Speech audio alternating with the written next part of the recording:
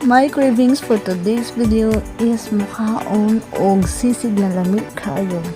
Nakita lang namin sa TikTok guys. Di mo ikaw ay nag-crave, then this video is for you.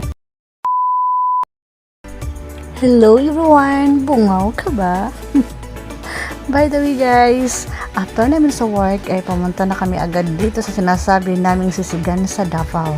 Ito ay malapit lang sa May Rojas Night Market. Kaya kung gutom ka sa siginin mo og pangukay, so pwede kaya magpunta dito sa Davao Sisig Corner.